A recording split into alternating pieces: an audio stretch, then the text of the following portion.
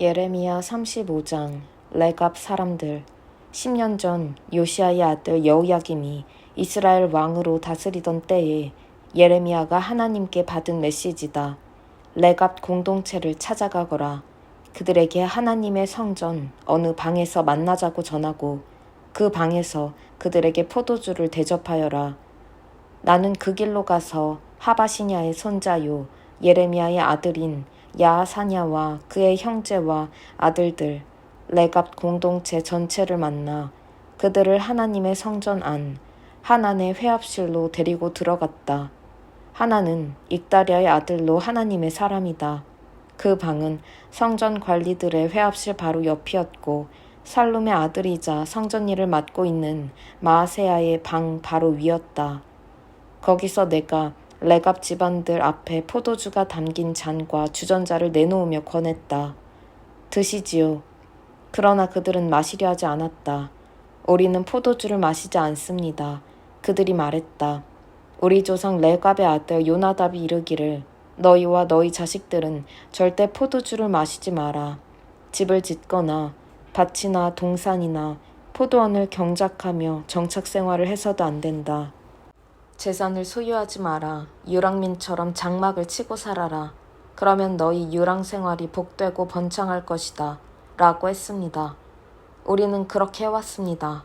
레갑의 아들 요나답이 명령한 대로 따랐습니다. 우리와 우리 아내와 우리 아들과 딸들은 포도주를 전혀 마시지 않습니다. 우리는 집을 짓지도 포도원이나 밭이나 동산을 소유하지도 않습니다. 우리는 유랑민처럼 장막을 치고 삽니다. 우리는 우리 조상 요나답의 말씀에 순종했고 그가 명령한 모든 것을 지켰습니다. 그런데 바벨론 왕 느부갓네살이 우리 땅에 쳐들어왔을 때 우리는 갈대아 군대와 아람 군대를 피해 예루살렘으로 가자 안전한 장소를 찾아가자고 의견을 모았습니다. 그래서 지금 우리가 여기 예루살렘에 살고 있는 것입니다. 그때 하나님께서 예레미야에게 메시지를 주셨다. 나 만군의 하나님, 이스라엘의 하나님이 말한다. 너는 유다 사람과 예루살렘 주민에게 가서 내 말을 전하여라. 어째서 너희는 교훈을 얻으려 하지 않느냐? 어째서 내 말을 따르지 않느냐?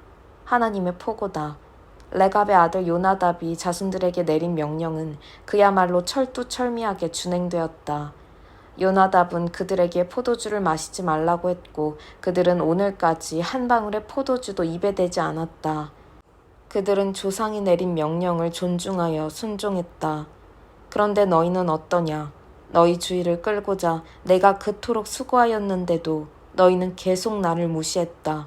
나는 거듭거듭 너희에게 예언자들을 보냈다. 나의 종인 그들은 이른 아침부터 밤늦게까지 너희에게 외쳤다. 삶을 바꾸고 악한 과거에서 돌이켜 옳은 일을 행하며 다른 신들을 쫓아가지 말고 내가 너희 조상에게 준 이 나라에 정착해 신실하게 살아가라고 말했다. 그런데 내게 돌아온 것이 무엇이냐? 귀를 틀어막은 너희의 모습뿐이다. 레갑의 아들 요나답의 자손들은 조상이 내린 명령을 그토록 철두철미하게 따랐는데 내 백성은 나를 무시한다. 그러므로 앞으로 이렇게 될 것이다. 만군의 하나님, 이스라엘의 하나님이 말한다. 내가 유다와 예루살렘의 모든 백성에게 재앙을 내릴 것이다. 이미 경고한 그 재앙이 임할 것이다. 내가 말할 때에 너희가 귀를 막았고 내가 부를 때에 너희가 등을 돌렸기 때문이다. 그러고 나서 예레미야가 레갑 공동체를 향해 말했다. 만군의 하나님, 이스라엘의 하나님께서 너희에게 이르시는 말씀이다. 너희는 너희 조상 요나답이 너희에게 이른 대로 행했고 그의 명령에 순종했으며 그의 지시를 철저히 따랐다. 그러므로 나 만군의 하나님, 이스라엘의 하나님이 내리는 이 메시지를 받아라. 레갑의 아들 요나답의 자손 가운데서 나를 섬길 사람이 끊어지지 않으리라. 언제까지나. 예레미야 36장. 바룩이 성전에서 두루마리를 낭독하다. 유다 왕 요시야의 아들 여호야김 4년에 하나님께서 예레미야에게 메시지를 주셨다. 두루마리를 구해서 요시야 때부터 오늘에 이르기까지 내가 이스라엘과 유다와 다른 모든 민족에 대해 내가 말한 내용을 전부 적어라. 행여 유다 공동체가 알아들을지도 모른다. 내가 내리려는 재앙을 그들이 마침내 깨닫고 악한 삶에서 떠나면 내가 그들의 고집과 죄를 용서하게 될지도 모른다. 예레미야는 네리야의 아들 바룩을 불렀다. 바룩은 하나님께서 예레미야에게 하신 모든 말씀을 예레미야가 불러주는 대로 두루마리에 받아 적었다. 그런 다음에 예레미야가 바룩에게 말했다. 나는 감시받는 몸이어서 하나님의 성전에 갈 수 없으니 나를 대신하여 그대가 가야 하오. 성전에 들어가서 내가 불러주는 대로 받아 적은 이 말씀 전부를 그대가 낭독하여 들려주시오. 모두가 그대의 말을 들을 수 있는 금시기를 기다렸다가 낭독하시오. 유다의 여러 성읍에서 온 모든 사람이 이 말씀을 듣게 하시오. 그들이 기도하기 시작하면 하나님께서 그들의 기도를 들어주실지 모르오. 그들이 악한 길에서 돌이킬지 모르오. 이는 참으로 중대한 문제요. 하나님께서 얼마나 노하셨는지 그들에게 분명히 알리시니 말이오. 네리야의 아들 바룩은 예언자 예레미야가 지시한 대로 하나님의 성전으로 가서 그가 두루마리에 적은 하나님의 메시지를 읽었다. 때는 유다 왕 요시야의 아들 여호야김 5년 12월이었다. 예루살렘 주민과 유다 성읍에서 온 사람들 모두가 예루살렘에 모여 하나님 앞에서 금식하고 있었다. 바룩이 두루마리를 가지고 성전에 들어가 사람들 앞에서 예레미야의 말을 낭독했다. 낭독한 곳은 서기관 사반의 아들 그마리아의 회합실이었는데 그 방은 하나님의 성전 새 대문 어귀의 윗뜰에 있었다. 모든 사람이 그의 말을 잘 들을 수 있었다. 그마리아의 아들 미가야가 두루마리에 기록된 하나님의 메시지를 듣고서는 즉시 왕궁에 있는 서기관의 방으로 갔다. 마침 고관들이 거기 모여 회의를 하고 있었다. 서기관 엘리사마와 스마야의 아들 들라야와 악볼의 아들 엘라단과 사반의 아들 그마랴와 하나냐의 아들 시드기야 등 모든 고관이 그곳에 있었다. 미가야는 바룩이 낭독한 내용을 들은 대로 보고했고 고관들은 귀 기울여 들었다. 그들은 즉시 구시의 증손이요 셀레미야의 손자요 느다냐의 아들인 여후디를 바룩에게 보내어 그대가 백성에게 읽어준 두루마리를 가져오시오 하고 명령했다. 그래서 바룩이 그 두루마리를 가지고 그들에게 갔다. 고관들은 그에게 거기 앉아서 그 두루마리를 우리에게 낭독해 주시오 하고 말했다. 바룩은 그들에게 낭독하여 들려주었다. 그 모든 말씀을 들은 그들은 몹시 당황했다. 그들은 서로 말을 주고받더니 우리가 이것을 왕에게 전부 보고해야겠소 하고 말했다. 그들이 바룩에게 청했다. 말해주시오. 어떻게 이 모든 말씀을 적게 된 것이오? 예레미야의 말을 받아 적은 것이오? 바룩이 말했다. 그렇습니다. 그의 입에서 나오는 대로 한자 한자 펜과 잉크로 받아 적었습니다. 고관들이 바룩에게 말했다. 당신은 여길 떠나야 하오. 가서 예레미야와 같이 숨어 지내시오. 당신들이 어디 있는지 누구도 알아서는 안 돼요. 고관들이 그 두루마리를 서기관 엘리사마의 집무실에 보관하여 두고 왕궁 뜰로 가서 왕에게 보고했다. 왕은 여우디를 보내어 그 두루마리를 가져오게 했다. 여우디가 서기관 엘리사마의 집무실에서 그것을 가져다가 왕과 왕을 보좌하는 고관들 앞에서 낭독했다. 때는 12월이었다. 왕은 겨울 별관에서 화롯불 앞에 앉아 있었다.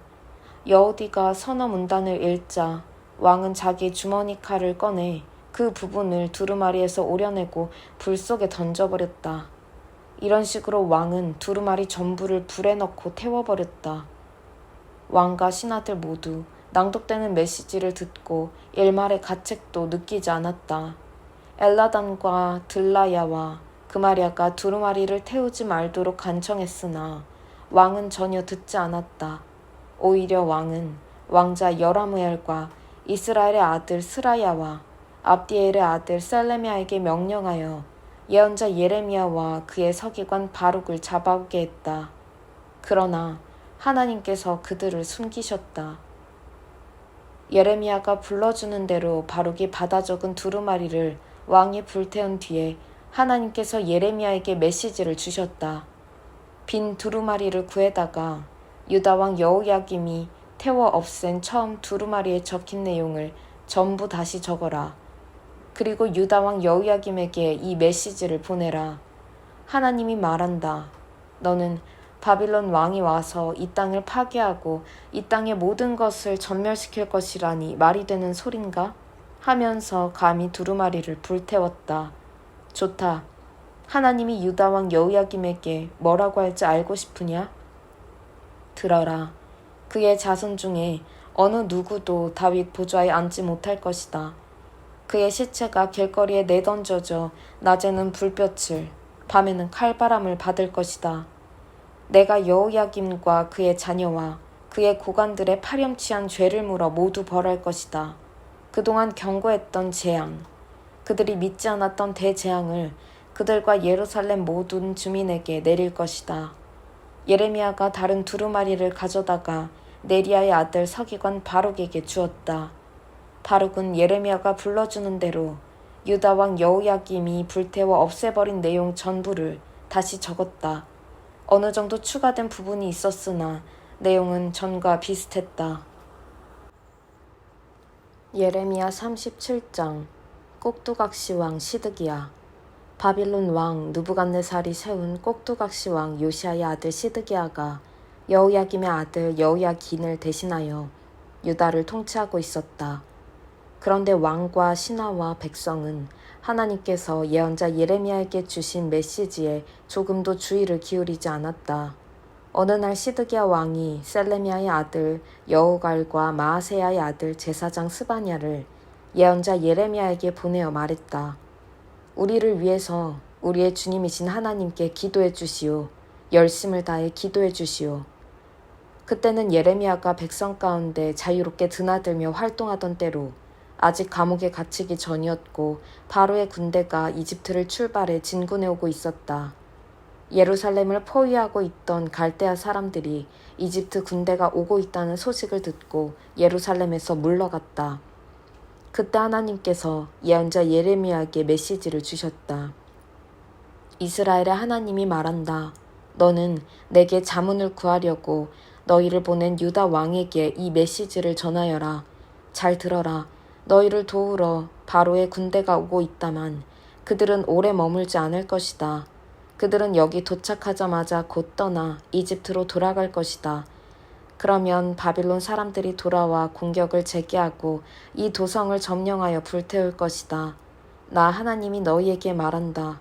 서로 안심시키려고 바빌론 사람들은 며칠 내로 떠날 것이다 말하며 스스로를 속이지 마라. 내가 너희에게 말하는데 그들은 떠나지 않을 것이다. 설령 너희가 갈대아 공격부대를 모두 격퇴시켜 그들 진영에 부상병들만 남더라도 그들이 일어나 이 도성을 불태워버릴 것이다. 갈대아 군대가 예루살렘에서 물러갔을 때 예레미야가 개인적 일을 처리하러 예루살렘을 떠나 베냐민 영토로 건너갔다. 그가 베냐민 성문에 이르렀을 때 거기 수문장이던 하나냐의 손자요 셀레미야의 아들인 이리야가 예언자 예레미야를 붙잡고 고발하며 말했다. 당신은 지금 갈대아 사람들에게 투항하러 가고 있소. 그렇지 않소. 예레미야가 항변했다. 갈대아 사람들에게 투항하다니 생각도 해본 적 없소. 그러나 이리야는 그 말을 듣지 않았다. 그는 예레미야를 체포해 경비대로 끌고 갔다. 경비대는 몹시 격분하여 예레미야를 때린 다음 서기관 요나단의 집 감옥에 가두었다. 그들은 그 집을 감옥으로 사용하고 있었다. 그렇게 해서 예레미야는 물 웅덩이를 개조한 지하 감옥에 들어가 오랫동안 갇혀 있었다. 나중에 시드기야 왕이 사람을 시켜 예레미야를 데려왔다. 왕이 그에게 은밀히 물었다. 하나님께서 주신 메시지가 있소? 물론입니다. 있습니다. 예레미야가 말했다. 왕께서는 바빌론 왕의 손에 넘겨질 것입니다. 예레미야가 계속해서 시드기야 왕에게 말했다. 왕께서는 도대체 무슨 이유로 저를 감옥에 가두신 것입니까? 제가 왕과 왕의 신하들, 그리고 백성에게 죄를 지은 것이 있습니까? 말씀해 보십시오. 바빌론 왕이 왕과 이 땅을 치러 오는 일은 결단코 없을 것이라고 설교하던 왕의 예언자들은 지금 다 어디에 있습니까? 내 주인인 왕이시여, 부디 제 말에 귀 기울여 주십시오. 부디 저를 서기관 요나단의 집 지하 감옥 속으로 다시 보내지 말아 주십시오. 거기 가면 저는 죽습니다. 시드기야 왕은 명령을 내려 예레미야를 왕궁 경비대 뜰에 두었다. 거기서 예레미야는 도성에 빵이 동날 때까지 빵 굽는 자들의 골목에서 매일 빵을 한 덩어리씩 배급받았다. 그렇게 해서 예레미야는 왕궁 경비대 뜰에서 지내게 되었다.